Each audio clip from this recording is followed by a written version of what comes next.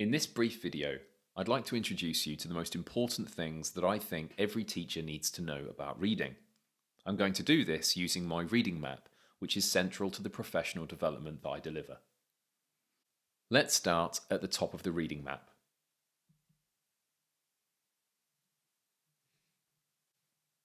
The ultimate goal of reading is reading comprehension. We can think of this as the construction of a mental model of a text's meaning. What this means is that as we read, we're not merely extracting information, but instead, this means we're building our own gist of what the text means to us.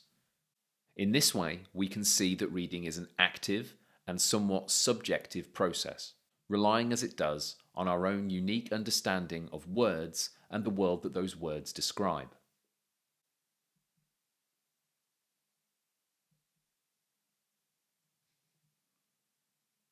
Achieving this ultimate goal of reading comprehension relies on two underlying capabilities: word recognition and language comprehension. Word recognition is our ability to accurately identify the words on a page. Language comprehension is our ability to build meaning from those words once recognized. While it can be useful to think of these capabilities as separate, they are in fact increasingly integrated as we become a more expert reader.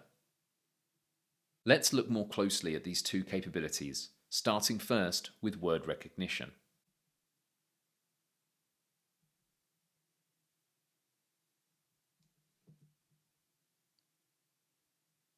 Our ability to recognize words relies upon our expertise with English orthography.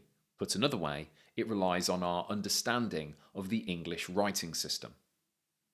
At the heart of this writing system is what is known as the alphabetic code, a set of relationships or correspondences between letters and sounds. The sounds represented in this alphabetic code are phonemes, and the individual letters or groups of letters that represent phonemes are called graphemes. Every capable reader has acquired a degree of expertise with this alphabetic code and a degree of expertise in using this alphabetic code. Using this code requires phonemic skills such as blending and segmenting. It's important to bear in mind that discrete phonemes don't actually exist in real words. They are a construct that we use in order to spell and decode words on a page. But English orthography isn't merely a code of grapheme-phoneme correspondences. Meaning is directly embedded into our writing system. The study of this is called morphology. And the fascinating and complex history of written English impacts this code of grapheme-phoneme correspondences. The study of this history of words is called etymology. The question then becomes, how do we teach this word recognition?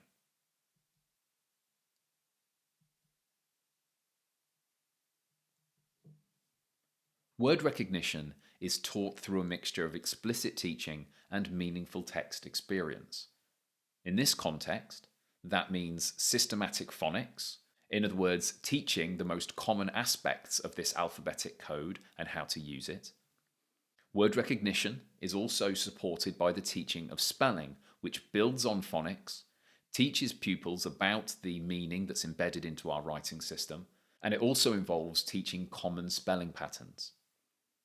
Beyond this, pupils also need lots of practice in decoding words, often in connected text, and also practice in spelling words.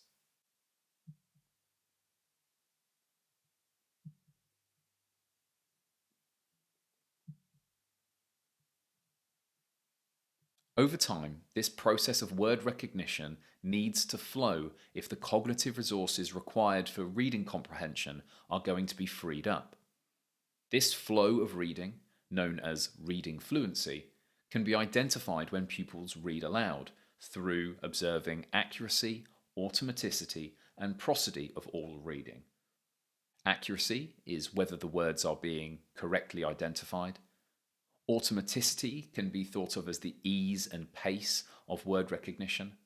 And prosody is where the oral reading sounds close to the pupil's natural spoken voice in terms of rhythm and intonation.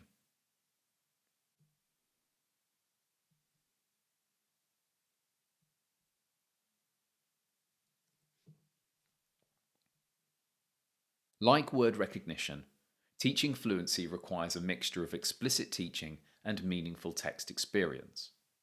In this context, this means making sure that pupils engage in lots of reading experience, and it also means giving pupils opportunities to practice reaching fluency before they are more generally fluent through activities such as repeated reading.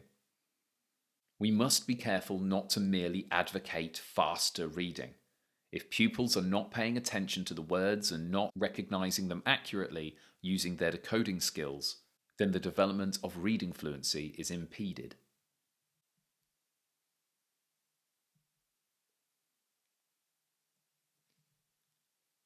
Let's now look at the second of the two capabilities I've mentioned, language comprehension.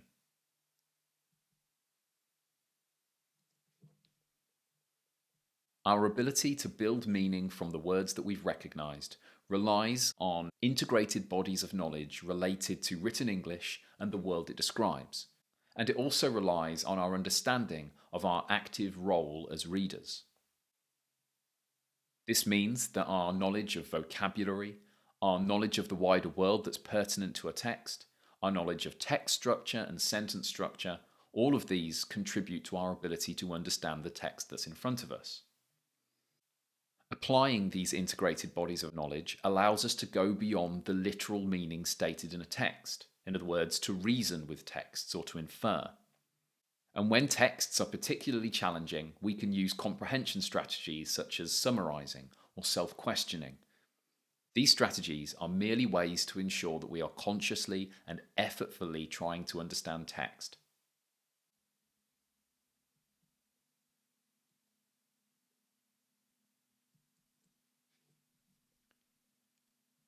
So how do we teach comprehension? Once again, it's a mixture of explicit teaching and meaningful text experience.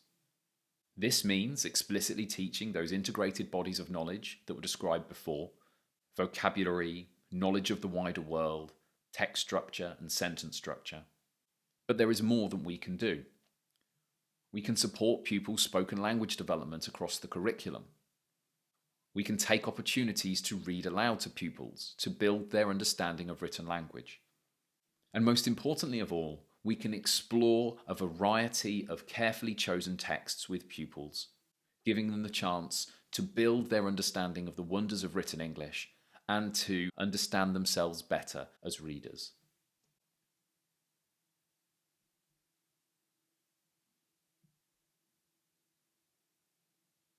And that's the entire reading map.